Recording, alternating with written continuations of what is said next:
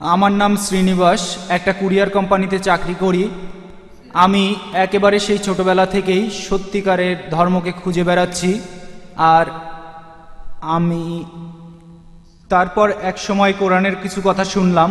আমি যখন দক্ষিণ ভারতে ছিলাম সেখানে অনেক জায়গায় গিয়েছি, আর এভাবে যাতায়াত করার সময় আমার সাথে অনেক মুসলমানের কথাবার্তা হয়েছে, তাদের সাথে কোরআন নিয়ে কথা বলেছি। আমি আল্লাহর কাছে প্রার্থনা করতাম। তারপর দেখা হলো জাহাঙ্গীর ভাই আর কায়েদা দিদির সাথে, তাদের কাছে কোরআন সম্পর্কে জানলাম।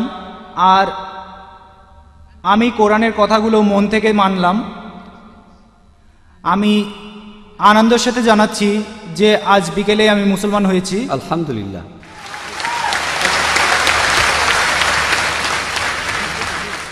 এই অনুষ্ঠানের আগে এই এক্সিবিশন হলে, আর আমি আসলে কয়েকটা প্রশ্ন করতে চাই ডাক্তার জাকির নায়েকের কাছে। তার একটা হলো, আমার কাছে এখনো কোনো কোরআন শরীফ নেই। আমি লোকজনের মুখে কোরআনের আয়াত শুনেছি, তার মধ্যে আমার কয়েকটা আয়াত মনে আছে। যেমন সূরা ইসরার 40 নম্বর আয়াত বলছে, আল্লাহ কি তোমাদের পুত্র দিয়েছে আর তিনি ফেরেশতাদের কন্যা রূপে গ্রহণ করেছেন। আমি এই আয়াতটা বুঝতে পারিনি। এছাড়া আরেকটা প্রশ্ন, হারুর জিনিসটা কি? জি, হারুর বেহেশতের সঙ্গী। হুর, হুর। যখন মানুষ বেহেশতে যাবে তখন এই সঙ্গীরা থাকবে। ভাই আপনি বলছেন হুর, হুর। হ্যাঁ, হুর, হুর, ঠিক বেহেশতের বলেছেন, হুর। বেহেশতের সঙ্গী। ভাই আপনি কোরআনের একটি আয়াত বললেন আর সেই আয়াতটা নিয়ে প্রশ্ন করলেন, তবে তার আগে আপনাকে অভিনন্দন জানাই। শান্তির এই ধর্মে স্বাগতম। ধন্যবাদ।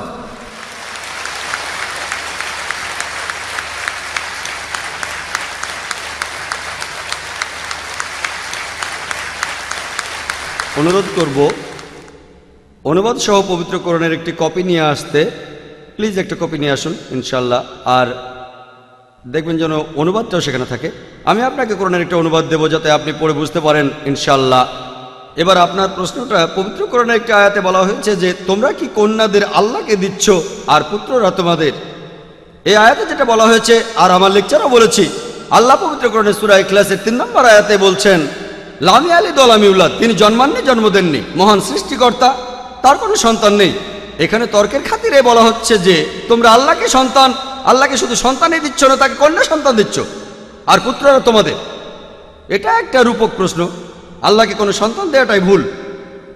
আর শুধু সন্তানই দিচ্ছ না, তাকে কন্যা সন্তান দিচ্ছ, আর পুত্ররা তোমাদের। এটার অর্থ তোমরা আল্লাহকে ছোট করছো, কারণ শেষ সময় মানুষের সমাজে পুত্র সন্তানকে অনেক সম্মান দেওয়া হতো। তাহলে আল্লাহকে ছোট করছে কেন?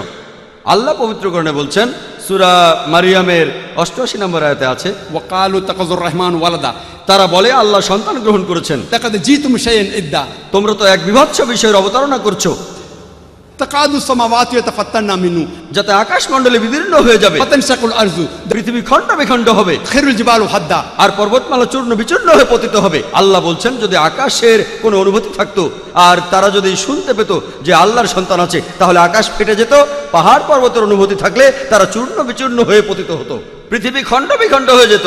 যদি বলা হয় আল্লাহর সন্তান আছে, সেটা সবচেয়ে বড় বিকৃতি। তাই আল্লাহ সুবহানাহু ওয়া তাআলা এইসব আয়াতগুলো বলেছেন রূপক হিসেবে। আল্লাহ আরো বলেছেন, তাদেরকে বলো যদি আল্লাহর সন্তান থাকতো তাহলে আমি প্রথম তাকে সিজদা করতাম। রূপক, এটা আসলে রূপক। আল্লাহর যদি সন্তান থাকতো তাহলে আমিই তাকে প্রথম সিজদা করতাম, তার মানে আল্লাহর কোনো সন্তান নেই। এইরকম কিছু রূপক পবিত্র কোরআনে আছে যে তোমরা কন্যা সন্তানদের দিচ্ছ আল্লাহকে, আর পুত্র সন্তানরা তোমাদের। এই আয়াত দিয়ে বোঝানো হচ্ছে আল্লাহর কোনো সন্তান নেই, তিনি কখনো জন্মাননি, কাউকে জন্ম দেননি। এবার দ্বিতীয় প্রশ্নে আসি, বেহেশতের সঙ্গীদের ব্যাপারে। আপনি হুরের কথা বললেন। আল্লাহ বেশ কয়েকবার হুরের কথা বলেছেন কোরআনের 4টি আয়াতে। সূরা তুরের 20 নম্বর আয়াতে, সূরা দুখানের 54 নম্বর আয়াতে, সূরা রহমানের 72 নম্বর আয়াতে, আর সূরা ওয়াকিয়ার 22 নম্বর আয়াতে 4বার বলা হয়েছে হুর, কোরআনে উল্লেখ করা হয়েছে। এখানে বলা হচ্ছে সঙ্গীদের কথা, মানে বেহেশতের সঙ্গী। ইহকালের এই জীবনটা আসলে পরীক্ষা, পরকালে যদি বেহেশতে যান সেখানকার সঙ্গী। বলা আছে তাদের চোখগুলো খুব সুন্দর হবে, তারা হবে মহিলা। একজন প্রশ্ন করেছিল যে বেহেশতে, আপনি যদি বেহেশতে যান, পুরুষরা যদি সুন্দরী মেয়েদের পায় তাহলে মহিলারা সেখানে কি পাবে?